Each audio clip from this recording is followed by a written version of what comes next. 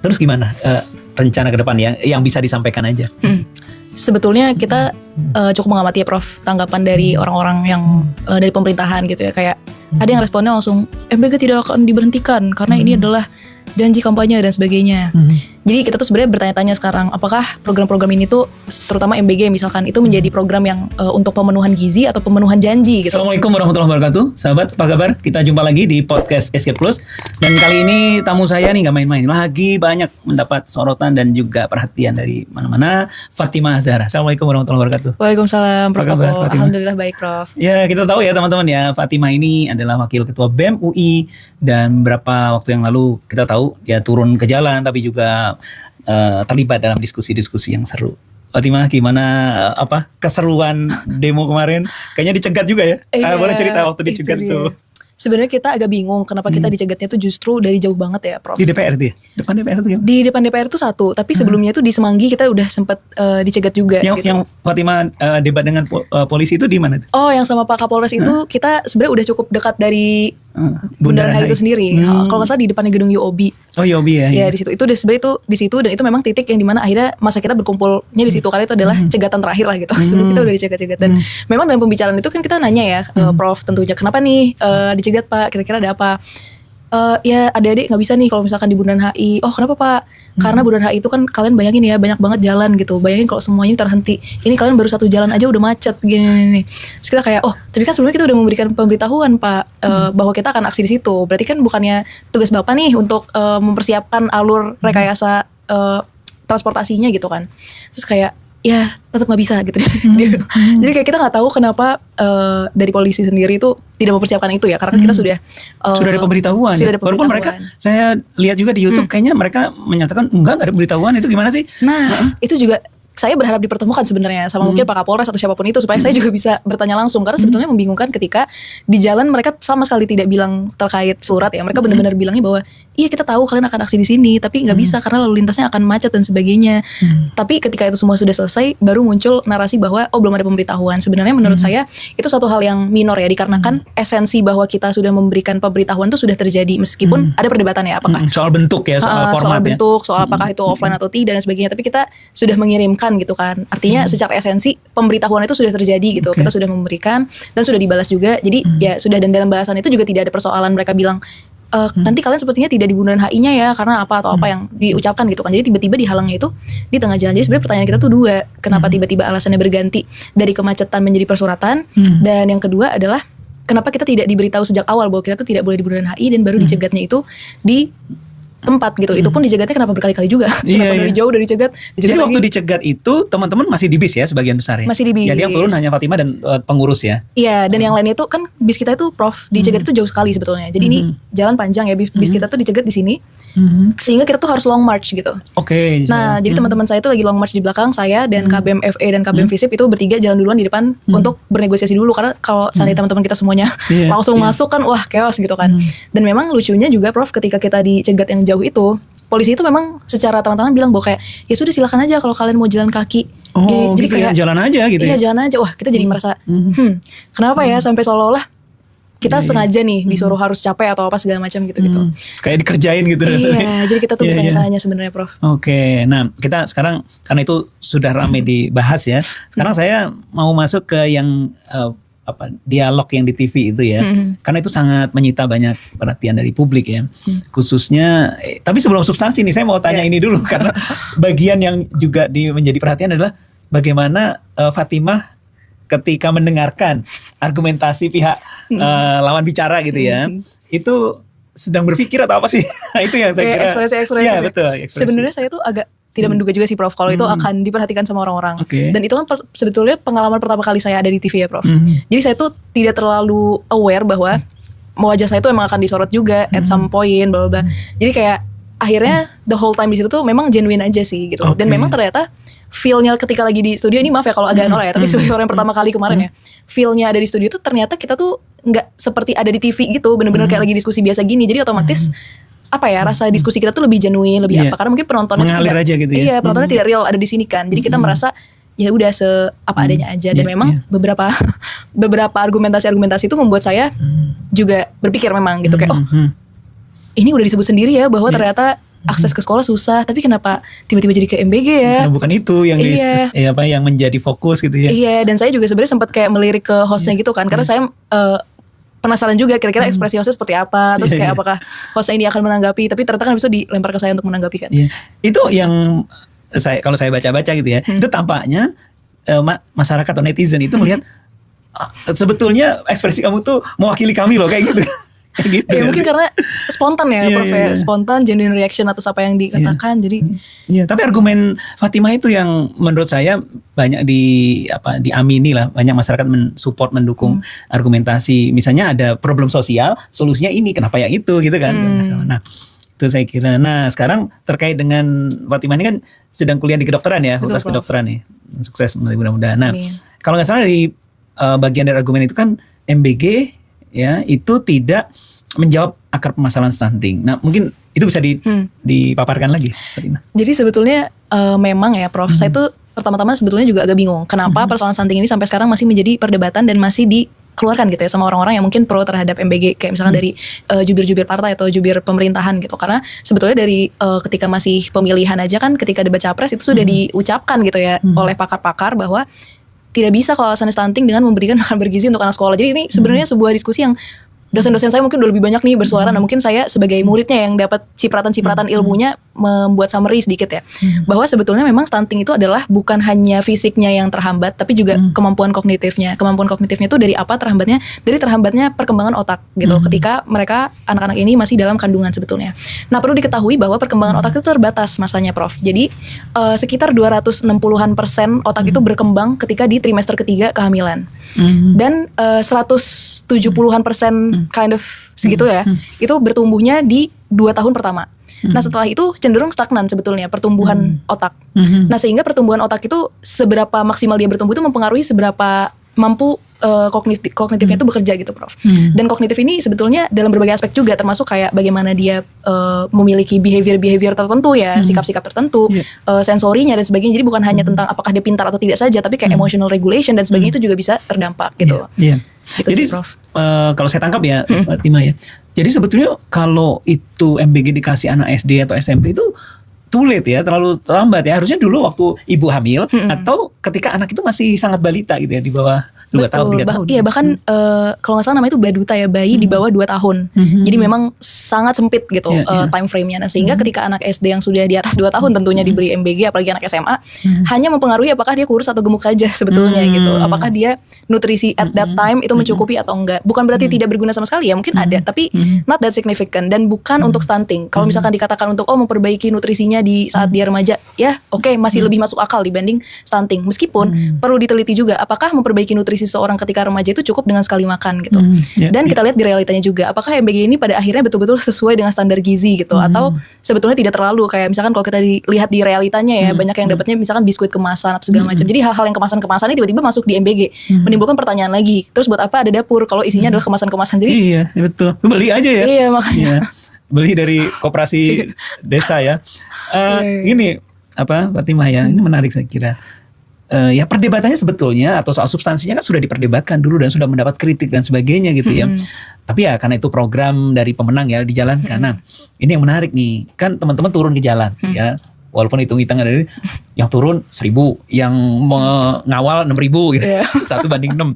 Nah, sekarang kan di banyak kota ada demo tandingan ya. Demo atau propaganda atau apa tandingan. Fatimah ngelihat fenomena itu nggak sih? Saya sebetulnya tentu melihat ya, Prof, bahwa memang ada bahkan aksi pro MBG gitu ya. Nah, menurut saya sebetulnya tentu hak semua orang ya, Prof, untuk menyampaikan aspirasi dan sebagainya gitu-gitu. Meskipun menjadi sangat unik ketika seseorang itu mendemonstrasikan sesuatu yang sudah ada gitu. Kalau kita kan mendemonstrasikan sesuatu yang belum nih. Kita ingin misalkan MBG dihentikan gitu. Itu kan sesuatu yang belum ada sekarang. Jadi kayak kita merasa itu unik, tapi di satu sisi kita menghargai kebebasan berpendapat semua orang, kebebasan untuk berdemonstrasi dan sebagainya. Dan kita juga sebetulnya menyoroti juga, Prof, bahwa ada video-video singkat, dengan segala hormat ya kepada semua yang beraspirasi. Mungkin ini hanya oknum ya, oknum dari banyaknya masa kan tentu kita nggak bisa mengontrol ya. Mungkin ada sebagian orang yang di situ terekam gitu ya bahwa iya kita dapat panci, dapat ini, dapat itu segala macam. Nah di situ warganet itu berkomentar bermacam-macam kan, Prof. Dan mereka juga bebas berkomentar ya. Menduga bahwa oh ini dibayar atau segala macam dan lain-lainnya. Nah kalau dari kita sendiri memandang fenomena itu, jika benar bahwa aksi itu tersebut bahkan misalkan diiming-imingi sesuatu dan sebagainya gitu pun, kita merasa sebetulnya bukan salah mereka sepenuhnya juga, karena itu justru bentuk bahwa pemerintah harus lebih fokus untuk membenahi ekonomi setiap orang gitu. Karena orang bisa sampai melakukan hal yang seperti itu hanya untuk iming-iming yang mungkin sederhana, sebetulnya itu kan menjadi parameter yang menjadi kaca gitu bagaimana rakyat kita tuh sebenarnya sangat membutuhkan gitu. Nah sehingga kita berharap pemerintah tuh lebih fokus pada pembenahan yang betul-betul membuat orang tuh yang tadinya nggak mampu menjadi mampu, orang yang tadinya tidak berdaya jadi berdaya gitu, bukan orang yang tidak mampu terus diberi makan sekali, terus bagaimana nih masa depannya dia gitu, kapan dia bisa mengalami kemandirian ekonomi gitu kan, itu sebenarnya concern kita sih. Iya, iya. Juga ada yang komentar, kenapa nggak dikasih dibuka lapangan kerja sebesar-besarnya untuk masyarakat sehingga orang tua bisa menghidupi anaknya gitu ya. Betul, ada kritik-kritik gitu ya. Iya, dan orang tua kan kalau memberi anaknya pasti akan yang terbaik ya Prof ya. Gak mungkin dikurang-kurangi apa ya. Atau hanya kelapa tadi cerita dari Pak Mas Iman ya, ada dari satu daerah benar-benar kelapa yang dikasih. Nah itu kan lucu ya Prof. Jadi kalau orang tua sendiri kan pasti akan wah sebisa mungkin bagaimanapun anaknya dapat yang terbaik gitu kan. Betul. Ini juga saya kira banyak dinamika yang menarik beberapa waktu terakhir setelah 12 Juni itu ya. Saya kira 12 Juni itu menjadi salah satu titik tonggak sehingga akhirnya banyak mahasiswa juga turun kan ya. Nah, saya baru lihat kemarin atau tadi ya di satu perguruan tinggi, karena sebagian temannya itu menghadap petinggi ya, wapres gitu ya, Gibran. Akhirnya jadi dinamikanya makin seru di kampusnya. Pak Tima mau komentar nggak soal itu? Sebetulnya kita melihat itu pertama-tama kita merasa bahwa mahasiswa di kampus itu tuh berarti sangat concern ya, karena kan kalau dari yang kita lihat memang jatuhnya jadi seperti oknum aja gitu. Kebetulan oknumnya ini ada perwakilannya sehingga seolah-olah merepresentasikan, padahal sebetulnya kan enggak, karena anak-anak di bawahnya juga memprotes hal itu dan apa ya, bahkan mereka kalau nggak salah menuntut untuk mengembalikan nama baik dan sebagainya. Jadi kita sangat prihatin juga gitu ya, dan kita paham perasaan mahasiswa lainnya. Dan menurut saya ini kasusnya mirip seperti yang tadi aksi demo pro MBG itu ya, karena ini menjadi parameter juga untuk pemerintah untuk berkaca juga bahwa selain ekonomi yang susah mungkin ya, sampai orang-orang ini setahu saya udah mengaku ya bahwa mereka menerima sejumlah uang dan sebagainya. Update terbarunya bukti bahwa pendidikan itu mungkin juga harus diutamakan gitu, karena kan ini juga orang-orang yang ada di kampus ya, seharusnya mereka sudah lebih berpendidikan dan sebagainya sehingga mereka bisa menentukan sikap-sikap dan sebagainya. Nah ini kan berarti ada sesuatu yang perlu di advancing lagi gitu dari aspek pendidikannya, dan bukan hanya terkait univ mana saja tapi secara keseluruhan gitu. Gitu sih Prof sebetulnya. Tapi memang ini ya, memang jaket alma mater tuh jadi satu yang apa ya, bikin heboh dan juga menarik perhatian ya. Misalnya kalau nggak salah ada satu jaket kuning juga diajak juga oleh wapres ke satu daerah ya. Kan akhirnya orang menyorot kok itu ada yang juga ikut gitu kan.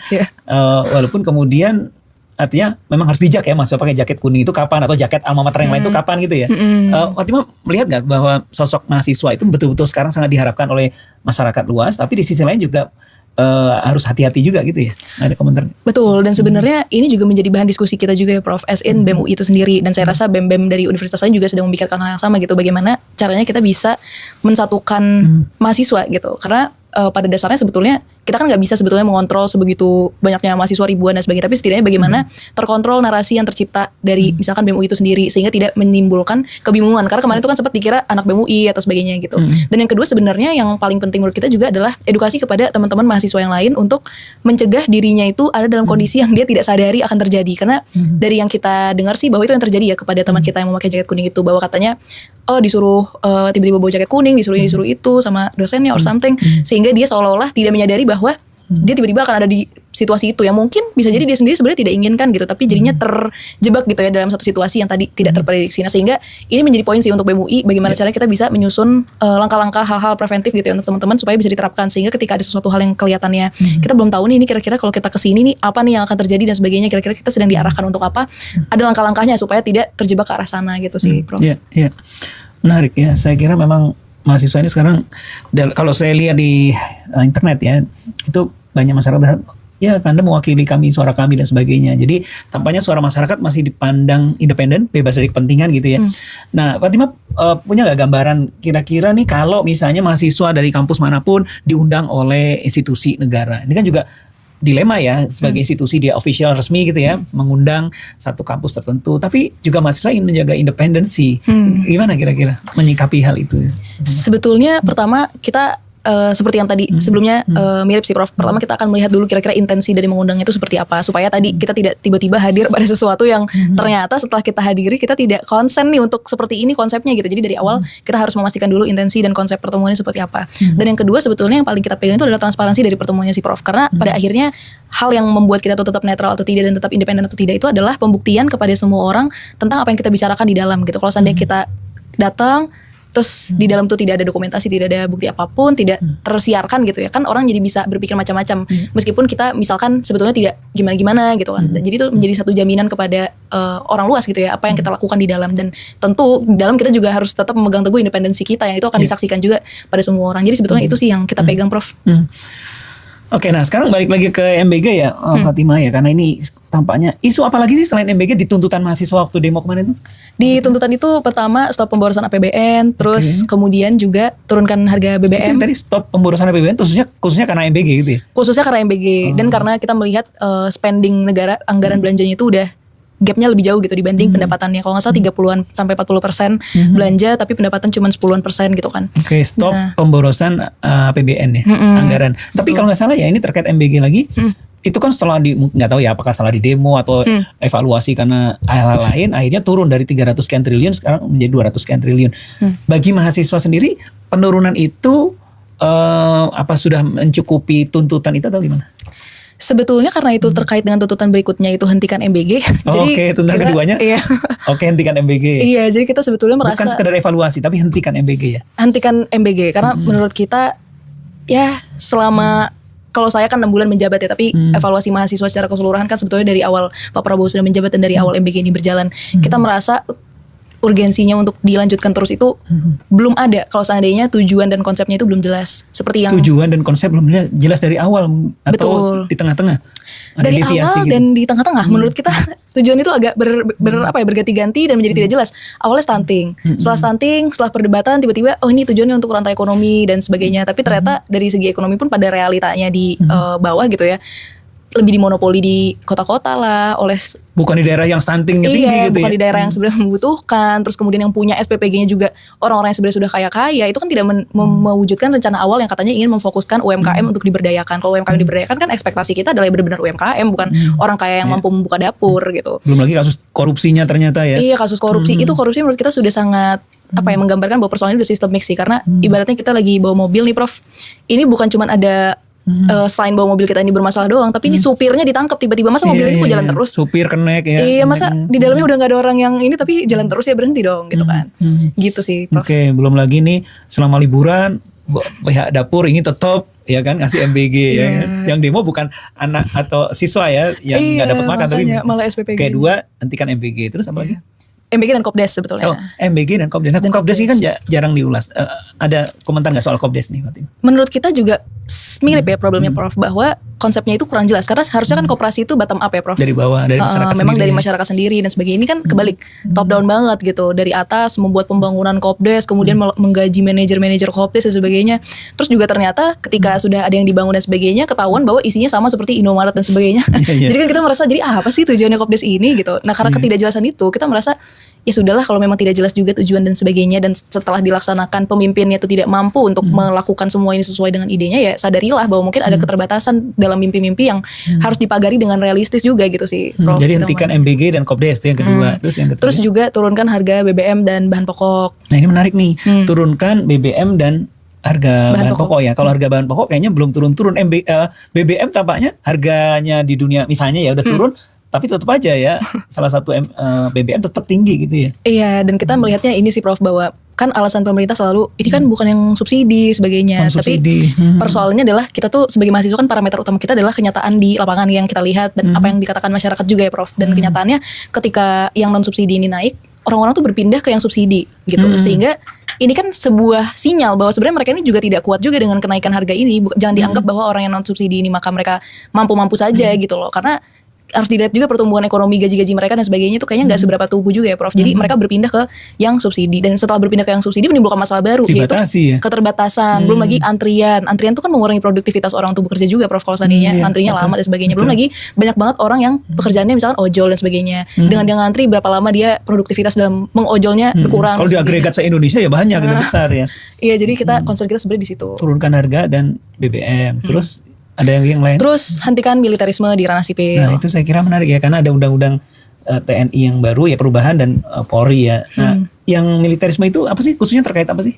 Sebenarnya kita merasa bahwa belakangan ini tuh cukup kencang banget militer ada di mana-mana sih Prof. Terutama dalam hal-hal yang kita merasa hubungannya kurang ada, kayak misalkan pembangunan Kopdes di desa tiba-tiba dikawal dengan militer. Terus kemudian di yang film dokumenter Pesta Babi juga itu kan kencang banget ya militernya.